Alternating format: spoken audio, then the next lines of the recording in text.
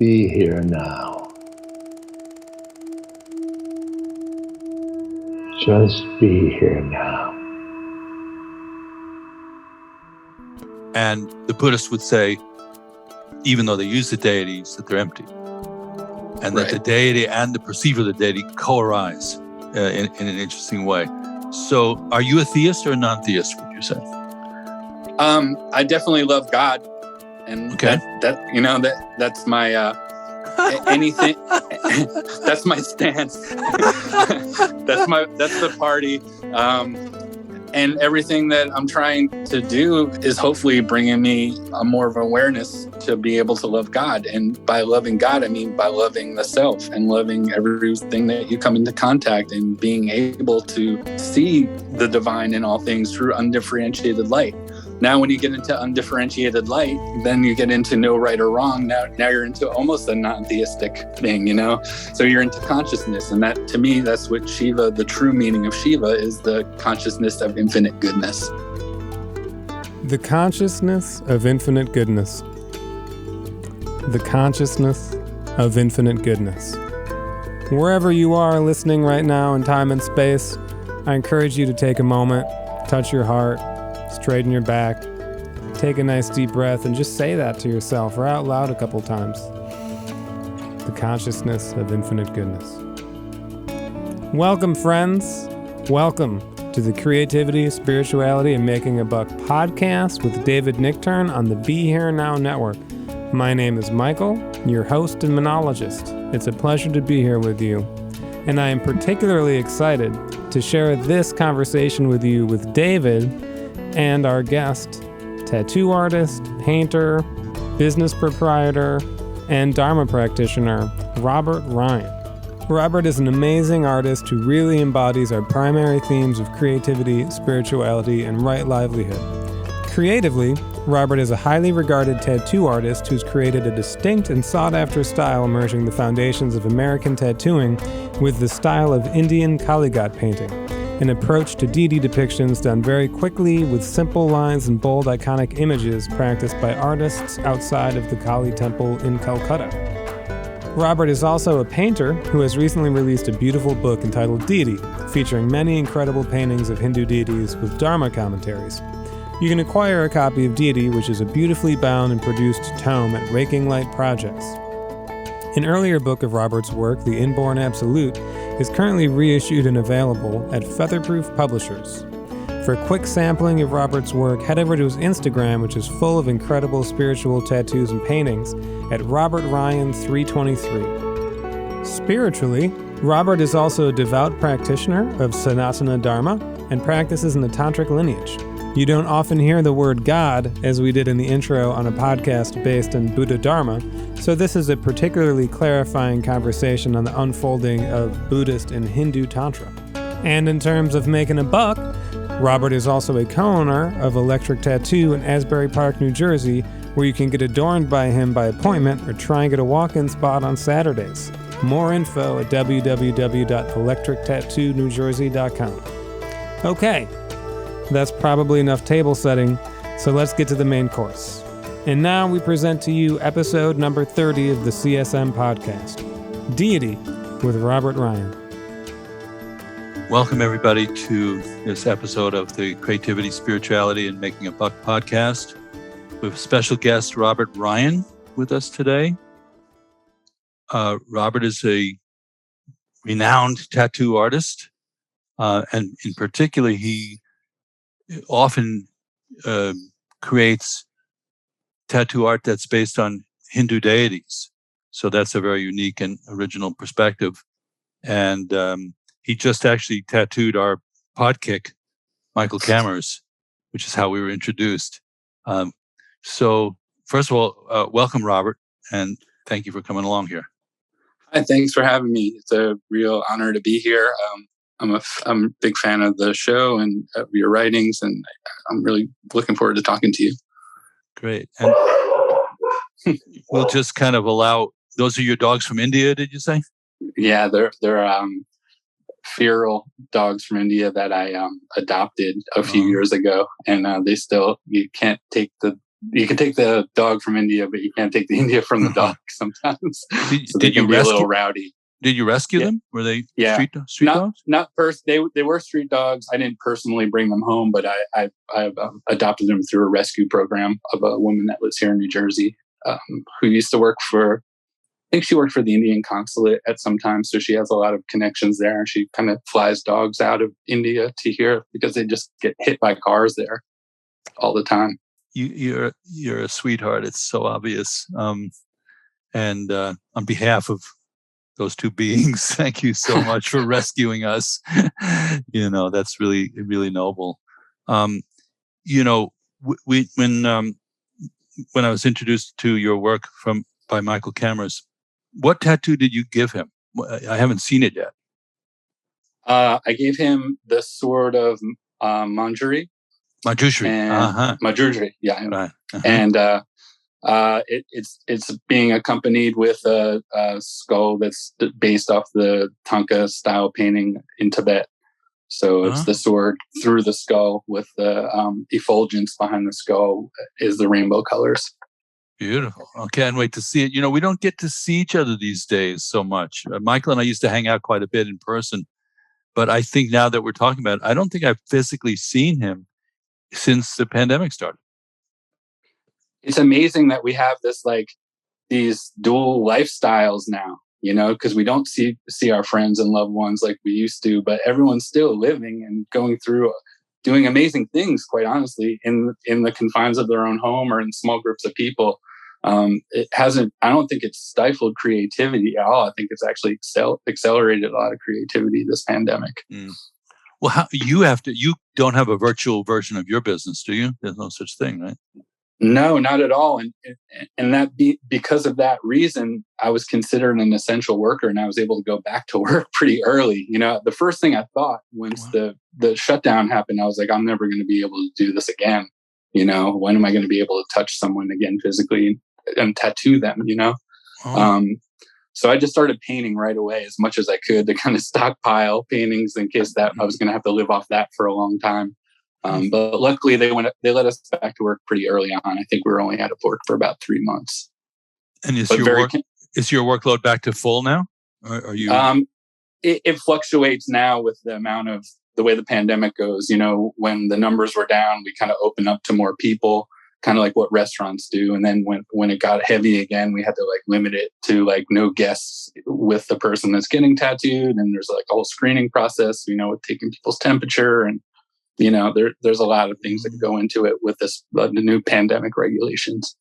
Wow. And you're in Asbury Park, New Jersey, right? Famous place. I am. Home of the boss. Yeah, man. That's probably Bruce Springsteen has probably immortalized that place. But before that, for people like me who grew up in New York, it was already famous. Yeah. I think it became pretty happening around the 20s and 30s and stayed popular up until the early 80s, and then it took it took a hard hit, and it rebuilt itself, or people rebuilt it, or it rebuilt itself, however you choose to believe. In about 2000 it started, and then now by about 2012 it became back into full swing. And it's on the boardwalk there, isn't it? Right on the ocean? Coastal New Jersey, yeah, we're right. I'm about a mile from the ocean right now. Yeah. Is that water swimmable these days, or? No, it's cold. I mean, as far as cleanliness, yes, but the temperature is freezing. Yeah. But in the summer, you can go down the boardwalk and jump in the ocean? Oh, yeah. Oh, wow. Yeah. Okay. It's amazing. I thought it'd be interesting to just tune in a little bit there's two parts to your artwork. One is it's extremely beautiful and articulated, and if you didn't know the source code of it, which is a lot of it is based on Hindu deities, it would be interesting in and of itself. But are you yourself would you call yourself Hindu? Is that your spiritual practice? Yeah. For all intents and purposes, it would be considered Hinduism. It's Sanatana Dharma, where the lineage that I follow is actually a Kalu Tantric practice of Shiva and Shakti worship. I'm initiated through a guru, and I've been with for about 10 years. And so I consider myself a devotee. Yeah. So if for those out there who might not be as familiar, if there were a couple of core tenets or premises to your tradition, what would they be? It's use of using ritual and symbolism to express not only the inward journey, but also the outward journey. Worship of Shiva and Devi, the goddess, through the means of Purusha and Prakriti, like consciousness and nature. And it's balancing those two things with the three, just like the show. I was thinking the name of your show is the triangle. It's the three things that you need to be on the spiritual path, because you need a goal, you need the means to do it, and then you gain the liberation. So it's so interesting to these days, all the different traditions, the tributaries, stream so together in the West. There's so much access to, you can look up like all kinds of source code and secret rituals and, inner teachings. And you just go, if you go up like on Google and look for Dzogchen or something like that, it'll give you sort of core instructions and things like that. So I have become interested in what I call the United Nations of spirituality. I taught a lot of Kripalu and Omega and places like that. As you know, I'm a Buddhist teacher, but I'm also the guitar player and record producer for Krishna Das. So there was a guy named Sham Das. I don't know if you ever bumped into Sham, who was a Western, Bhakti and Kirtan Wala, and he died in a motorcycle accident in India. But he was a great and very learned, actually, guy, and he used to call me the Shambhala Wala. That was his nickname. So I like to be able to work through with people to get down to the core messaging, the seed syllable, the essence of what the teaching might be. And I don't make the leap saying, oh, it's all the same, it's all one, because we don't know that until we really explore it a little bit more. But so you represent you said there's a trilogy, a trinity, a three-headed Godhead, if you will, which was Brahma, right? Vishnu? And Shiva. Shiva. So what do they represent, just for people who are not familiar? Brahma, the creator, represents the creative capacity in each one of us. Vishnu, the sustainer, represents the sustaining force that keeps us living and moving and motivating. And Shiva, the dissolver, represents the energy that ends things in our lives so we can create anew, whether it be our actual life of dying and taking a new birth, or going to a loka, or becoming liberated, or whatever you might believe.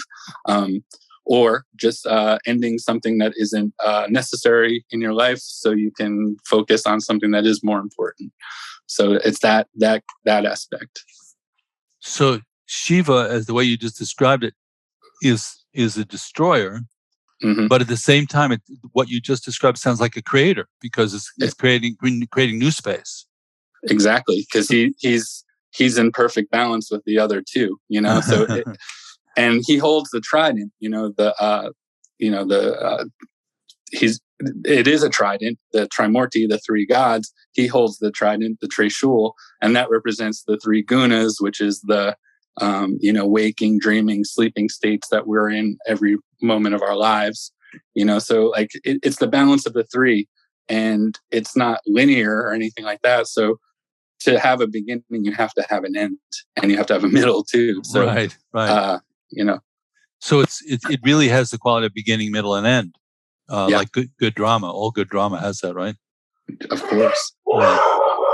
There's those dogs again. Yeah.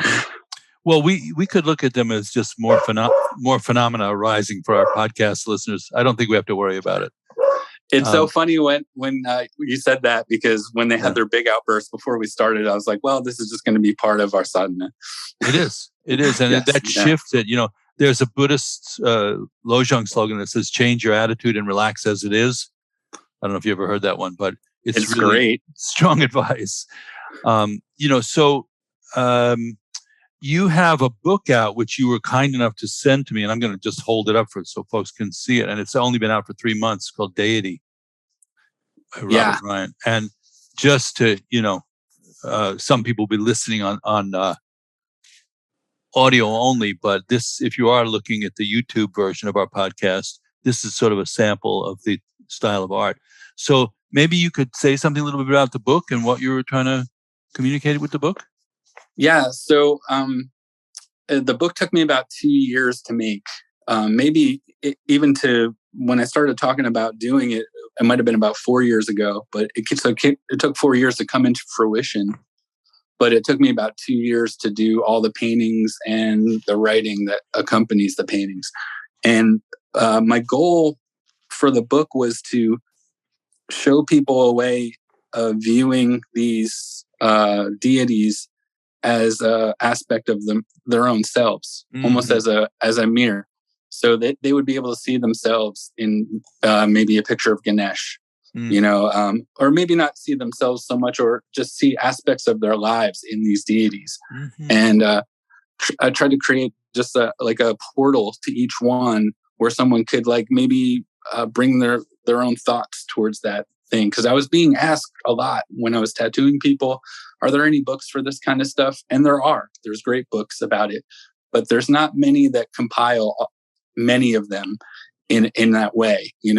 I can only think of maybe 2 or 3, and there's not a lot of explanation in those books. So I wanted to try to give Westerners explanation, kind of cursory descriptions of the deities and how they might be able to reflect in people's lives.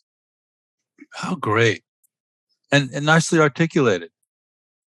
Thanks. Very clear. I've had a long time to think about it. Yeah. Well, some people have forever to think about stuff. Doesn't mean they can articulate it either. But this is there a digital version of this book? It's hard to imagine a little bit, but is there? There's not. Okay. I really wanted to make something I love albums, And I haven't been able to make albums in a long time. So I wanted to make something in the same realm that could be really felt and experienced, Yeah. And so what would be the easiest way for somebody to get a copy if they wanted to? Would it be on Amazon? It's not on Amazon. Okay. I do have a book that will be on Amazon. It's a book that went out of print that's coming back in a softcover version, which is called The Inborn Absolute. This book, Deity, is through a company called Raking Light Projects. And their website is rakinglightprojects.com. And if you go to my Instagram, you can find links to the book right there on my little homepage or whatever. Yeah. And we'll put it into the liner notes on the podcast too, so people can find it, because I think you don't see that many things these days that are analog. And in that realm of this is a book that it's big and you want to touch it and look at it and kind of live in it for a little bit. And it really does bring the deities to life. And then you have commentary about them. So I think for example, my partner, Monica, and I were just talking about Tripura Sundari just last week, which she has a special connection with. Monica teaches Tantra and transformational practices for women. She's a lot of time in Thailand doing that. The beautiful, youthful goddess of the 3 worlds, the golden, glowing queen of the Sri Yantra, expression of spiritual discipline and devotion, the cause of health, and the aspect of calm. So, she's my favorite. I mean, that's right now, because we're on day 7 of Navaratri, spring Navaratri. Okay. We're chanting the Lalita Sahasranam every morning, a guru with a group of us in Zoom. And Tripura Sundari is the one, she hooked me into it. She's the one that holds me in this. I love her so much. And that aspect of the goddess. We were just talking about her last week. It's so there's something we call tendril in the Buddhist tradition, Tibetan Buddhist tradition. You know the word? Yes, yeah. I think I might have heard you talk about it before. I think I know it from your discussions. But it's amazing. I love that concept of it. Yeah, I mean, people use synchronicity, but it's really auspicious coincidence.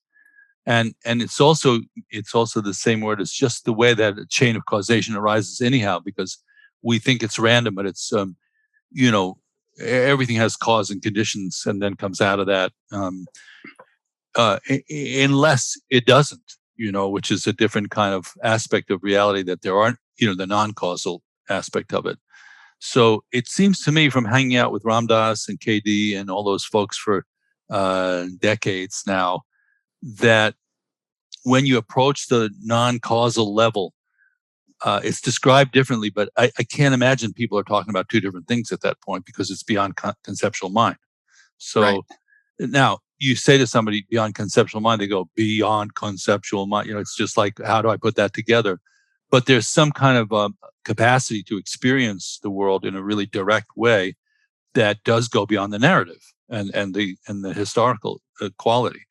And so, like Ram Dass towards the end of his life, I don't know if you saw him do this, but he would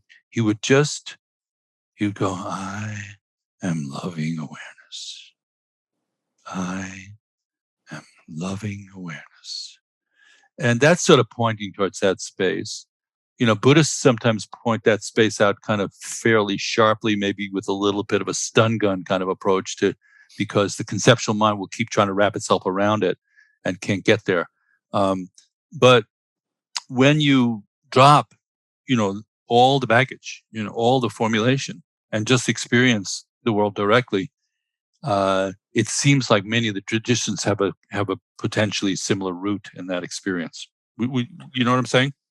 Yeah, I do. I think it's just being able to see the world through the heart and not through the mind so much, by bridling the mind through the technique of paying attention to your breath, or meditation, or chanting, or being awareness in your actions. By narrowing your mind to that kind of focus and attentiveness, the heart gets to do more of the viewing. And then that's when you're really, truly experiencing things. And that's when synchronicities become a lot more common. You've been having these synchronicities your entire life. You just weren't aware of them because you're talking yourself out of this stuff all the time through your drama in your mind. Good advice out there. Of course, the rituals of these different traditions seem to, in my experience, appeal to different people, not exactly by personality, but by, sort of just how they put their world together. Like, for example, Zen, you take the Zen tradition, it's very sparse. There's not a huge amount of imagery. You're kind of simplifying, reducing, almost in a kind of deliberate way to not shut down the sense perceptions, but just elegantize and simplify them. Whereas, for example, when we have these, we've had these gatherings in Maui for the last 10 years, twice a year, with Ram Dass and Krishna Das and various Buddhist teachers. There's always a really kind of, and the yoga teachers, and it's on the beach and people are hanging out, and there's a Tai Chi teacher, just sort of an eclectic gathering. But the different rituals that people are attracted to seem to mirror something about their persona, their personality. So the thing that's interesting about your book, and I'm going to recommend to people to check it out, is, sorry there, I don't know why this is ringing. Excuse me. So, some people are very drawn to, for example, the Hindu deities. They want it tattooed on their body, for example. Yeah. Okay. Or they see that symbolism, and they're completely magnetized to it immediately. And I've noticed it's almost like somebody going into, those food fairs, and there's an Italian thing and a Japanese. People just sort of gravitate towards their thing. And then they find like-minded people there. They usually find teachers that they can connect with and relate to. But what's interesting about those gatherings in Maui, is that we have clearly the bhaktis, are kind of the hosts, the Maharaji, the Neem Karoli Baba gang is hosting the party. And one time I just said to Ramdas, I said, you throw a really good party. Because it's very, a lot of their culture is based on feeding people, taking care of people, just being a good host. And, so then you have the Buddhists from the sort of Theravadan and Mahayana traditions. You might have insight meditation or a Zen teacher. And then you have the Tantric Buddhists, like myself, who's just I'm there as a guitar player most of the time, and or Robert Thurman or somebody like that. And what I found over the years is I had a kinship with the Theravadan and Mahayana Buddhists because we emphasize discernment and kind of clarity of mind. That seems to be like the on-ramp for a lot of people into that tradition. And but the devotion element is not really there. It's not. You don't advocate devotion in the Buddhist world and surrender until you're really into tantric style of teaching. Even in the Mahayana, the teacher's considered to be a spiritual friend, Kalyana Mitra. Right? But when you do Tantra in Buddhism, there's a guru, and it's like in the West, it's gotten really tangled up because it's not part of our innate culture. And then the Bhaktis and the Hindus, it's all guru, it's all Tantra actually. And there's not much of a Hinayana or Mahayana level to it. It's just you dive right into the deep end of the pool. So I found myself kinship with the Hindu tantrikas, on that front, and then kinship with the Buddhists as far as the kind of mindfulness and awareness type of style of practice is going. You follow what I'm saying? It's like, really Buddhism, tantric Buddhism really derived from Hinduism. It's just clear as a bell, 100%. And, the meaning of Tantra itself is to weave, so you're weaving all these things together to make, you're using everything you got. And it's because you're not so much seeing the world as an illusion. Your mind is the illusion. Everything that's happening to you is real and an essence of the divine. You're seeing the divine in all things, and that's Tantra. So wait, I want to jump in there because you just said something really interesting that I want to before the divine element, which is another kind of leap. You said it's not the world that's the illusion; it's the mind that's the illusion. Yeah, tell someone who got hit by a truck that wasn't an illusion, But what got you hit by the truck might be the illusion that you can just walk around in the world like nothing, like that nothing is by the grace of the divine, and I am the creator of all these things, and I am the doer. That's where the illusion is. The illusion falls in our thoughts, and I think our thoughts are the things that need to be overcome in this world, not so much these external demons that everyone kind of piles a lot of the problems onto. It's our thoughts that can really defeat us in the end.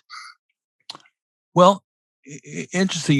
There used to be back in the 70s, the kind of root of this was my teacher Trungpa Rinpoche and Ramdas, I was thinking, goodness gracious, Ramdas coined the meme, "Be here now," in the English language. That's a very big deal that somebody coined that. Yeah. Pith instruction and actually got close to a patent on it, But they used to, at Naropa Institute, when it was just a beginning place in Boulder, one summer, Rinpoche was in one tent and Ramdas was in another tent. And then they would have occasional dialogues. And one thing that emerged, and I want to launch us into your what you're saying about the divine, was this notion that Trungpa Rinpoche was very big on, which was non-theism, that Buddhism is non-theistic. Right. And so you probably know this, but like in the Buddhist framework, they say there's two extreme beliefs. One is theism and one is nihilism. Mm-hmm. So that's interesting. Well, what's in the middle? What's neither of those two is the middle way, obviously. But so from a classical Buddhist perspective, one could interpret the Hindu approach as a theistic approach. In other words, the deities are seen to be real, substantial, that they have some actual solid existence on some level of reality. And the Buddhists would say that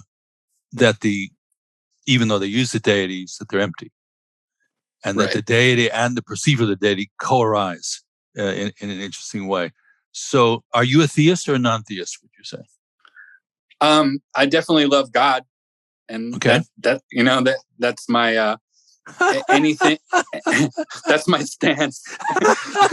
that's the party, and everything that I'm trying to do is hopefully bringing me a more of awareness to be able to love God. And by loving God, I mean by loving the self and loving everything that you come into contact, and being able to see that the divine in all things through undifferentiated light.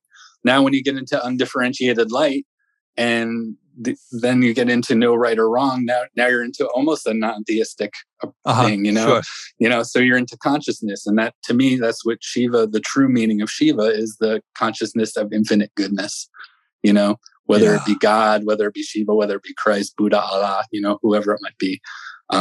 It's, again, like you were talking about earlier with the tendrils, and like what kind of sadhana or practice people pick up. It's true what you're saying, and it's really profound, actually, because the Zen people find Zen, the Buddhist people find Buddha, the Krishna people find Krishna, and it's perfect. It's a perfect moment. That's, to me, such a beautiful expression of the divine, that the right people find the right places. And when you try to force it, it's impossible. It just doesn't work. You'll burn out instantly. So thank God. Yeah. Well said. And of course, these things can be parsed.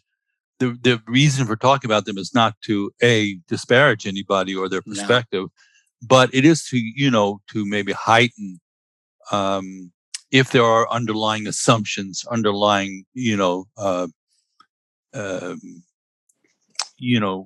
fixations about how these things are working. So, but to me, it's very interesting the way Buddhism evolved as a kind of, very hardcore individual practice at first. It gravitated towards a more social, interactive process, which is the Mahayana thing. And then the Buddhists, clearly met up with the Mahasiddhas in India in the form of one of the great moments in the history of my lineage is Tilopa, who was a kind of Mahasiddha style crazy yogi who supposedly did not have an earthbound teacher. He was directly inspired. And then he meets up with Naropa, who's a Buddhist scholar, and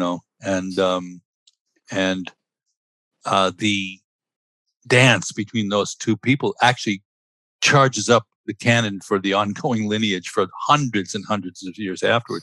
And the outcome a little bit later on is you have tantric monasticism, which is almost an oxymoron. Right. Well, what you just described is exactly my lineage. Our Sadguru is a Mahasiddha whose name is Kodi Tataswami. He lived, they said, many people say that he lived to be 300 years old in his most recent body that was on this planet.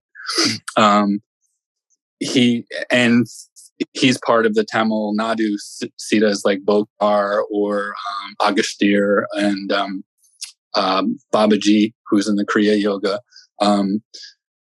And my teacher is embodied by the Kodi Tataswami. He comes into his body and he channels him, and that's how we receive a lot of our grace through him, And so Robert, have you sat there and witnessed this? Is that what you're talking about? Yeah. I've had darshan with Tataswami many times through my teacher, and even going to his samadhi in India and just being present where he is, and also some of the other samadhis in South India where I've had these kind of transmissions from the Siddhas. Wow. Yeah. It's kind of it's one thing to hear about these things, another to experience them. I think that's the only way you can really believe him. That's why I'm a little reluctant to talk about it, but it is because you said it. I needed to, I definitely needed to follow up on that, because it was like you just explained your lineage and my lineage and how they were kind of these parallel lines, maybe at different times on the planet, but they seem to be on the same ley line, through these Mahasiddhas who are the perfected ones on this planet. You're, the Shiva energy is magnetizing to me personally, because when things come together, it's wonderful. When things stay together, it's wonderful. But when they come apart, there's almost the greatest opportunity to really see the true nature of them. Wow, that's really well put. Yes, yeah. Because we do get attached along the way to the form that they take, right? Yeah, and he, like one of the names of Shiva is Rudra, and it's he that takes away all suffering. And sometimes by taking away that suffering, it can be very difficult for people to experience because they're clinging onto it so hard. So that they might experience suffering in the taking away of their suffering, maybe holding on to a loved one too close, or holding on to a material thing too close, their job or whatever it might be.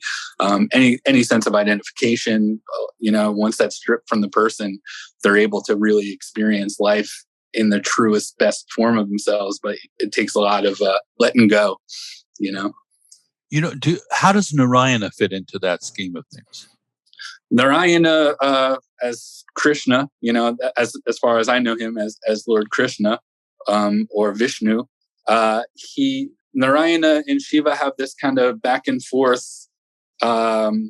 He who, like, Shiva is always worshiping Narayan, Narayan's always worshiping Shiva, and it's kind of like the two sides of the same coin. And then Brahma is in the weird. There's a very strange kind of relationship with the three in the forms of worship, because there are no temples to Brahma, because there's a curse to Brahma, Oh. So what do you mean? There's a curse to embodying the form too much? Or? No. So the story is, can I tell the story real quick? Sure, of course. Yes. Okay. So there was a column of light that came from the ground, or it actually they didn't know where it came from. And Brahma and Vishnu are looking at this column of light. And Brahma was like, I created it. And Vishnu was like, I don't think you did, because it's been here the whole time. I'm not sure. It has they're kind of going back and forth. Well, where does it end? Where does it start? So Vishnu takes the form of Varahi, and digs into the ground to try to find the bottom of it. And Brahma hops on his swan and tries to find the top. And neither one can find a beginning or end. So Brahma thinks he's getting towards the top because he sees a flower falling.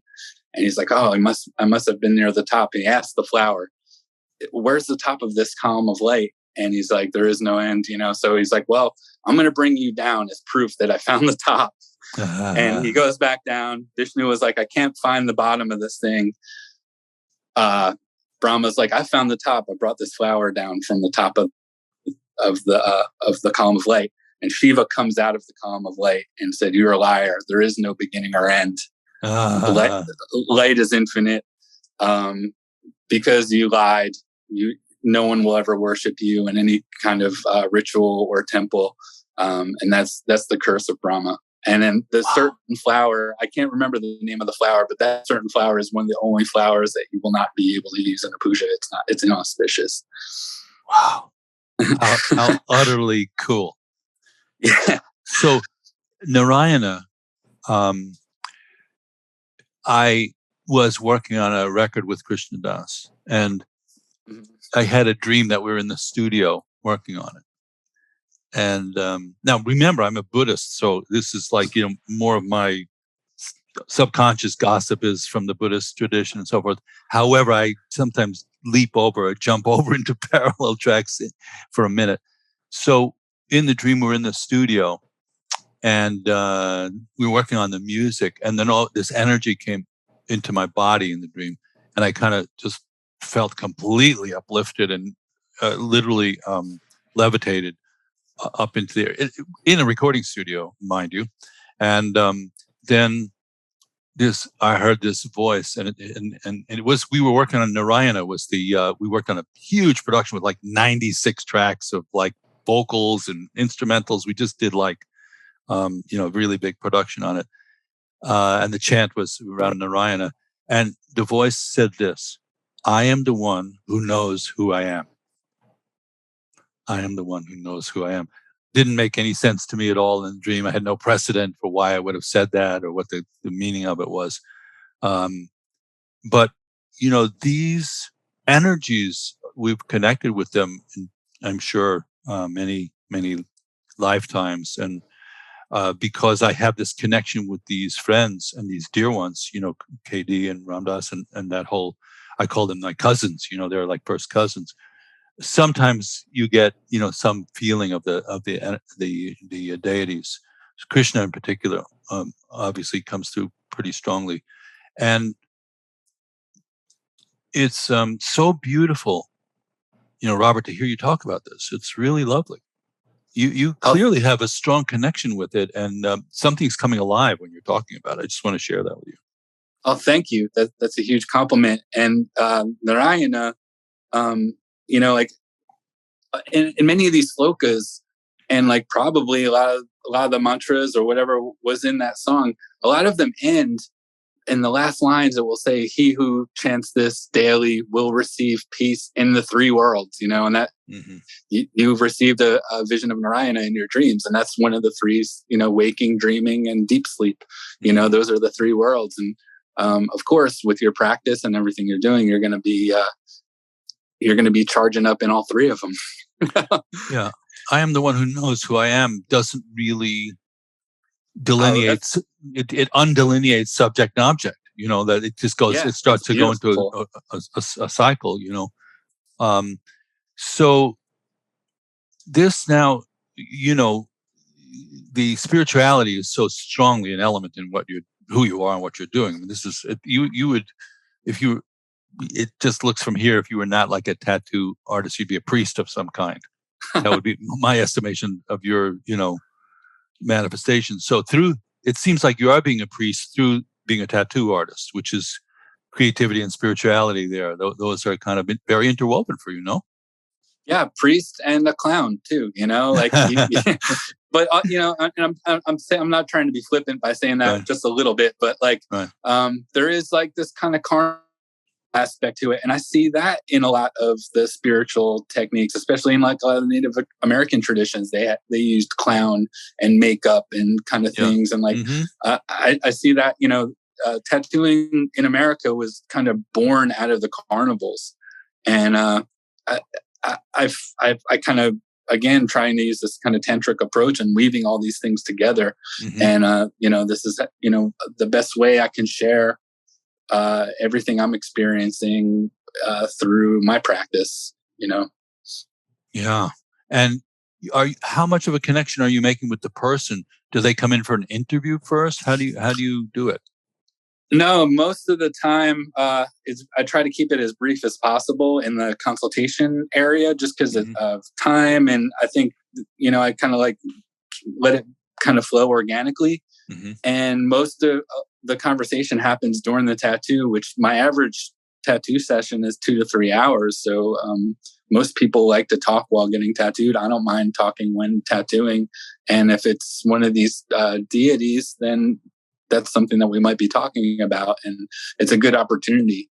Some people get them, as you mentioned earlier, with no connection at all to them, no cultural connection. They were born in the States or whatever, and no spiritual connection or Dharmic connection or sadhana practice connection. They just like the way it looks. And people have asked me before, like, do you think that's disrespectful? That someone might just get this thing, it might be some sort of appropriation or something. And to me, no, I think it's the access. That's the access point. That might be the one thing that could change their life drastically, the way it's changed mine. A picture of Krishna deeply moved me. The first picture, my first interaction with a devotee, with a Krishna devotee, Hare Krishna, he gave me a sticker of Lord Jagannath. Do you know him? Oh, yeah. He's the smiling one, Yeah. And the guy hit me. I was on the boardwalk here in New Jersey, like on the ocean, just like all the kids, like just like out of a movie, like a summer at the beach, hanging out with your friends on the boardwalk. And this guy comes up to me and he goes, "You're under arrest." And I thought it was a narc, Wow. And he hands me the Jagannath sticker and he said, "For smiling." And it said, it was Krishna as Jagannath, and it said, "Smile." And I said, I just stopped eating meat. I became a vegetarian, and I know that the Hare Krishnas don't eat meat. So then we started talking, and it wound up, he taught me the Maha Mantra that night, the Hare Krishna Maha Mantra. We chanted it on the beach together, and I went to a temple a few weeks later, and then this whole thing started cascading, and that was the jump off. That was my access point, but it was that image, that Jagannath, that really took me. And I wrote about it a little bit in the book, but just that smiling face, the smiling face of God. He wasn't like an old man pointing his finger at you from the clouds. It's like this big, goofy, kind of psychedelic clown smiling at you, and that smile is reflecting the goodness in you when you really get down to it.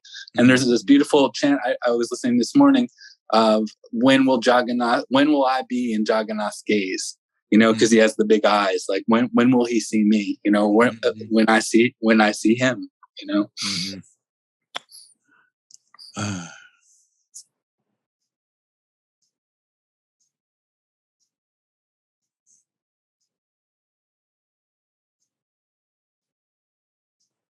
I know they used to use that technique at Grateful Dead shows.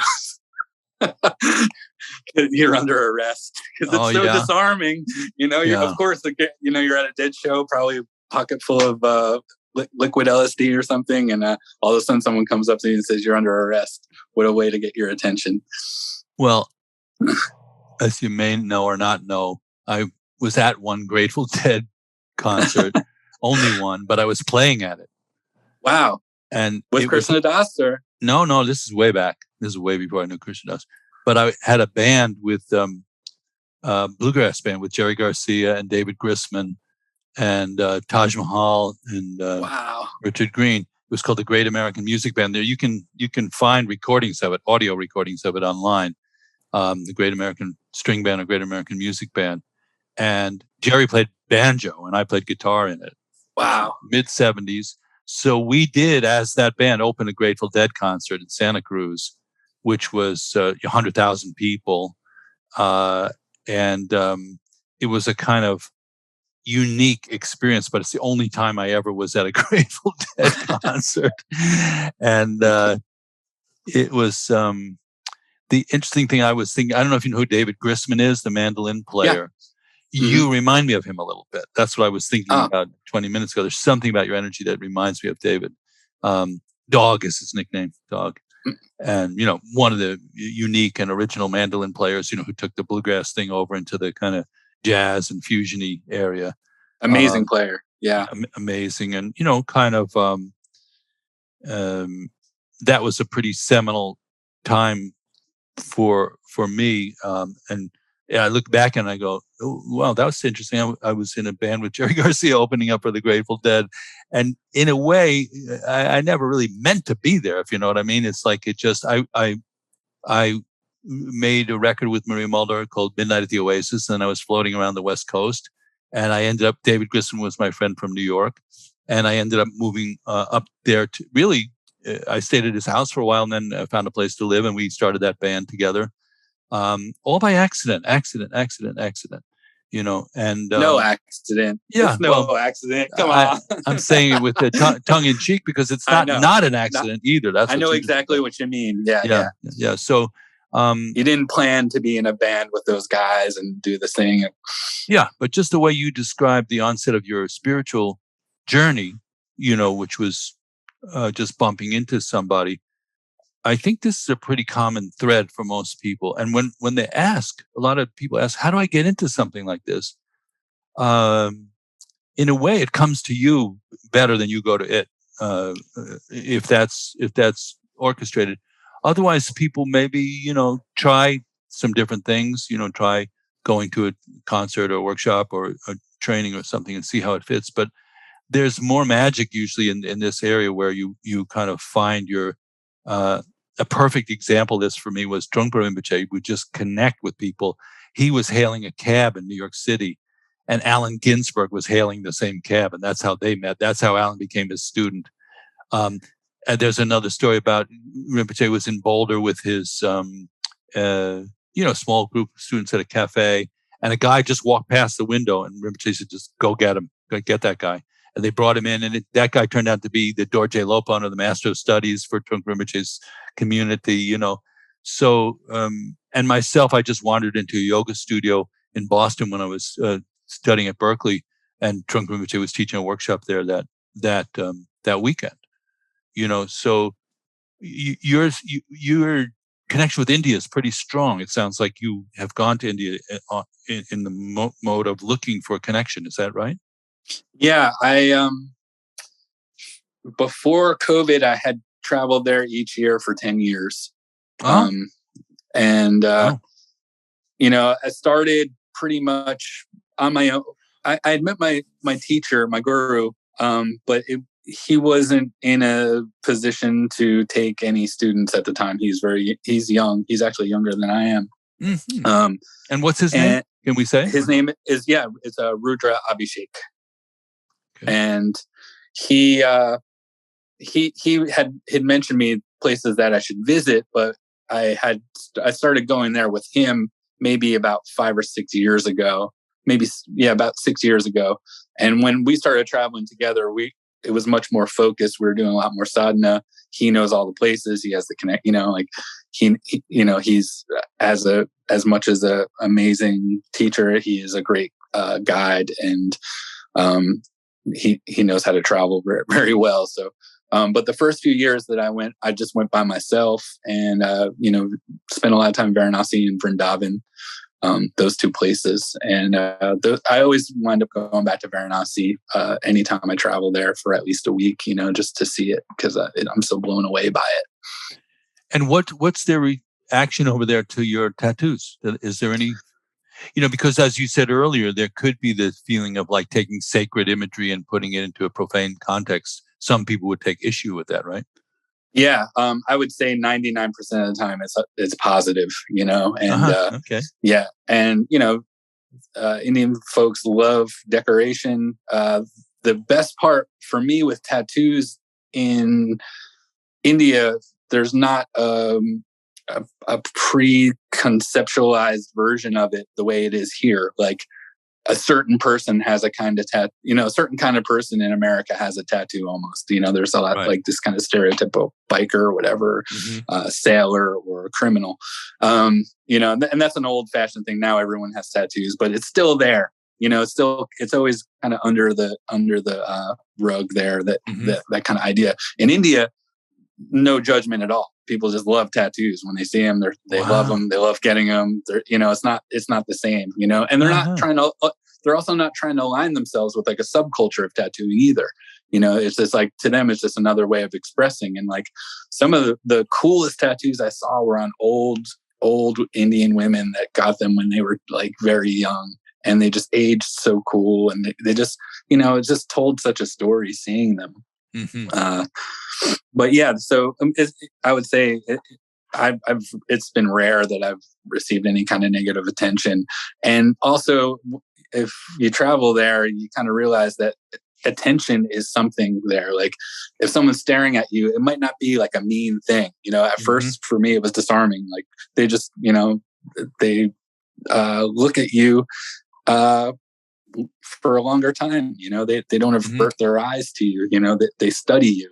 And I think that's something really beautiful about the culture there. But at first for me, like, I was like, well, does this guy want to fight me? And then also, just being like a tourist and being white and having tattoos and being tall and all the things, just not common. So, you might attract attention, and differently than someone without tattoos. But for the most part, it's been positive. It sounds like, talking about weaving, that you're weaving those trips back into your experience here in Asbury Park, New Jersey. Yeah.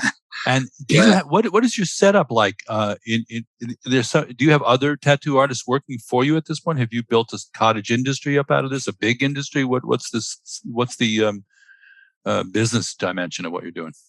I have 2 business partners, and we've all been tattooing over 25 years. I've been tattooing 25 years. My other partner, 28, and the other one, 32 years. And we have about 7 people that work for, 7 tattooers that work for us. Wow. So there's 10 of us working. It's a pretty busy shop. Like, it's in Asbury Park in downtown. We all have our own clienteles, and then in the summertime, we get a lot of tourism too. So, and what is it called? Shop. What's the name of the shop? Electric Tattoo in Asbury Park, New Jersey. Can I just walk in there and say I want a tattoo right now? On a Saturday. Only on Saturday? Saturday and Sundays we do walk-ins. If you want one for me, it would have to be Saturday. We do walk-ins when we can, but a lot of times we have appointments, especially now with the COVID schedule and stuff. We're doing more appointment work, but now we're getting back into the walk-ins. And do people usually come in with a piece of artwork that they want, or do you provide that for them? How does that happen? For me, I'm in a unique situation where I get to do a lot of my own artwork. So I'm commissioned to do maybe certain things, or people are picking out designs that I have pre-drawn. But many of the customers of the shop are bringing in their own stuff, or just picking out stuff that we have. Is there a website for it? electrictattoonj.com. Okay, so people can go look and see if they can tune into how to go about this if they go to the website and tells them how to get on board. Yeah, definitely. All the information that you need would be there.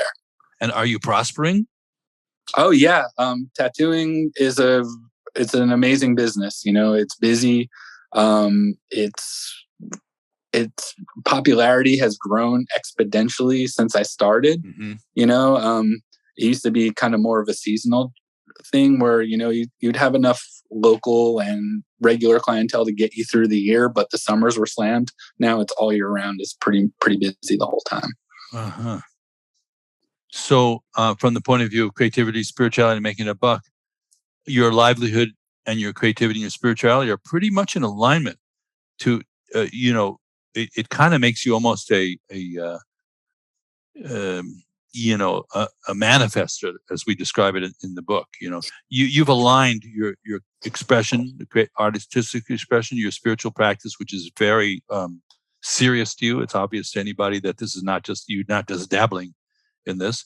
And then you've created a business around it, and the business is. You can tell me if I'm wrong, but it feels like it's very much in alignment with your core principles, how the business is being run. Is that true? 100%. When I was younger, I used to kind of compartmentalize those things, mm-hmm. You know, my spiritual beliefs and my work and my art. But once I opened up to loving God and trying to bring consciousness into my life, I was able to open up to all three and realize that they weren't mutually exclusive. That it was one thing, and you could balance the three of them in such a way that each one provides for the other. Mm-hmm. Yeah. So they inform, it's interesting how when, if there's something unhealthy about the business, it's really, I talk about it like acupuncture. Like, for example, if I go to an acupuncturist and I say, my kid, there's a pain here, they put a needle in my toe. And I go, right. Wait, no, I'm talking about over here. This is where it hurts, So that idea of like sometimes, and I talk about this in the book, that business problems are really spiritual problems in disguise. And sometimes, creativity problems are really spiritual problems in disguise. There's a kind of acupuncture-like diagram going on there. So, but I think this is a new, it's a challenging proposition to achieve that level of integration, which is why I decided to address it, because there has been a tendency for centuries to isolate the spiritual and temporal domains. Yeah.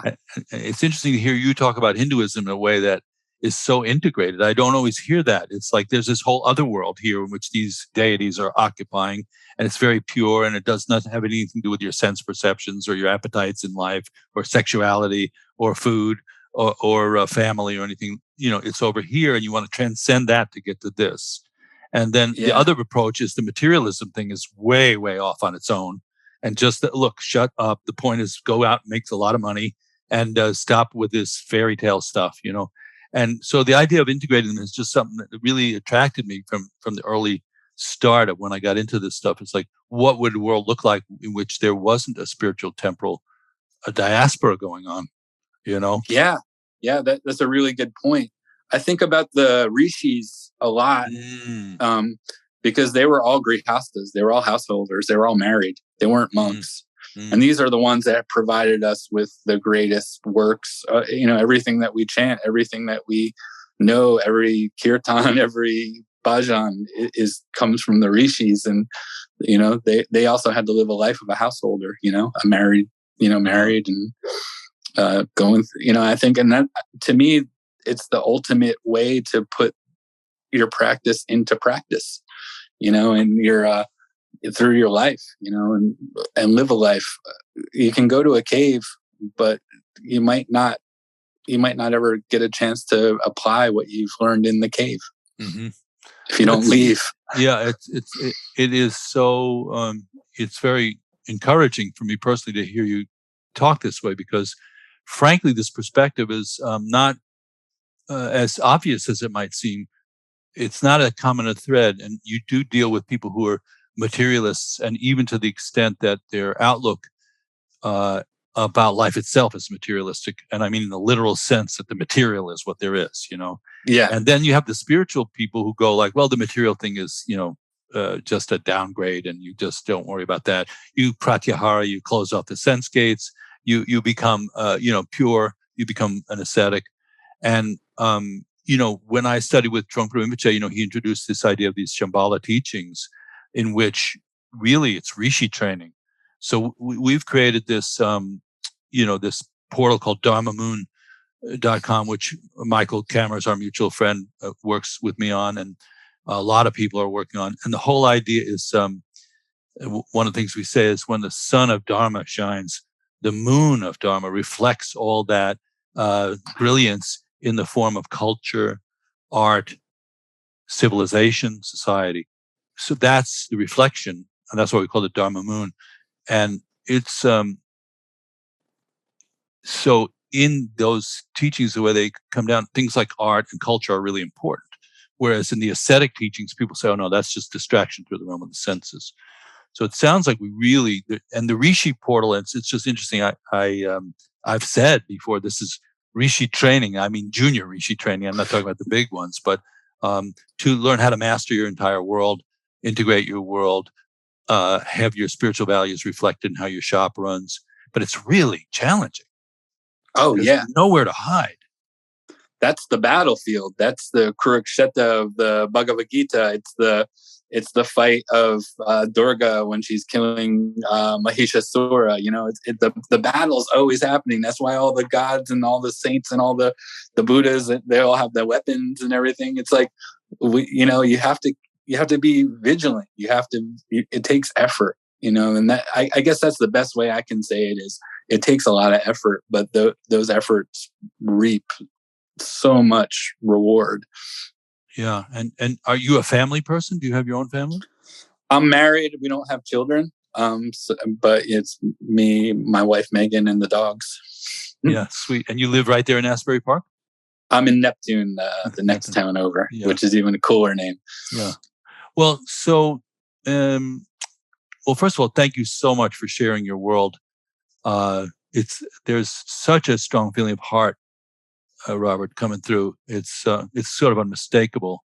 And is there anything that you would want to, you know, let people know about? Any famous last words before we have to close up? Like any message or any, you know, thing you want to draw them towards or anything like that? I'm not really. Nothing's. I'm. First of all, I'm honored and thank you for the kind words. And I really, this has been a great conversation. I mean, what we're doing right now is such a huge part of what a spiritual life is discussion of spiritual topics, you know, and you know, we use this word spiritual, And it's just a discussion. Any discussion is a spiritual discussion between two people, you know, if you love yourself enough to see it that way. Yeah. Well, thank you. And I'm just going to hold your book up again, Deity. Oh, thank you so much. Okay. So, and it's Raking Light Projects. That's how you can look it up. Or I guess we could look for Robert Ryan on Instagram. That would be another way. Yeah. It's Robert Ryan 323 on Instagram. And then the website for the Tattoo Center again? electrictattoonj.com. All one word. Yeah. Fantastic. And a special shout out to Michael Cameron, because we've decided a new title for him. It's Podkick. That's amazing. Yeah. He's my pod. I don't know if anybody has, I guess people have podkicks, but it was part of the entertainment environment I grew up in. You have the first actual as a term, podkick, which really? Is wow. Are we coining a phrase? That's I think exciting. you are coining a phrase. Yeah. That's amazing. Well, so I'm here for it. Yeah, good luck for everything that you're doing. I hope that we can stay friends and stay in touch. I can't wait to meet you in person. I'm sure we will. Yeah. I'm looking forward to it. We have a few mutual friends and we need to cross paths, you know? Yeah. And when the thing calms down a little bit, Michael and I will take a drive out to your shop. Okay. Yeah. Come visit the Jersey Shore rock and roll mecca of Asbury Park. It's something else. So be safe, be happy, be healthy, and all the best to you. There you have it, folks. Episode number 30 of the Creativity, Spirituality, and Making a Buck podcast with Robert Ryan. That one was particularly fun for me. You could say that both David and Robert have left their mark on me. That's right, folks. It's the outro monologue. It's 2 a.m. in New Jersey, and, you know, we improv a little more on the end here. There's a certain number of things that need to be said, but first and foremost, thank you to Robert for joining us. Thank you to David for teaching. Thank you to everyone at the Be Here Now Network for all their hard work to continue Ram Dass's legacy and to continue just putting out so many great discussions and teachings around Dharma. Also, if you'd like to hear more discussions with Robert, who is really great at articulating Dharma and at being a compelling conversationalist, you can check him out on the Duncan Trussell podcast. I know there are many of the friends of this podcast who are also Dunkites, as David calls him. That was where I first was exposed to Robert. Also, if you'd like to see a little more about Robert's work, there's an amazing Vice documentary entitled Tattoo Age that features Robert. If you'd like to connect with us at Dharma Moon, our global online mindfulness platform, head over to www.dharmamoon.com. We always have lots of amazing programming. If you'd like to study with David and connect with us in community, every month we have an open community sit. We have a Foundations of Mindfulness course that is also currently running. And we have a lot of great webinars on Wednesday nights. We are starting to have mindfulness and webinars. We have one on shamanism with Alberto Villoldo, who was also on this podcast. I think it was episode 18. You can just scroll down on the old Spotify. And then we also have one with Pete Holmes coming up. So, lots of great things. And I think I'm running out of steam here, so we should just call it. I thanked everybody, right? Did I thank you? I said Dharma Moon. I said go to the Be Here Now Network. All right. How precious this human incarnation is. And if we part with anything, let's just take a moment to recollect the preciousness and impermanence of it all. May you be safe, healthy, happy, and at ease. All the best.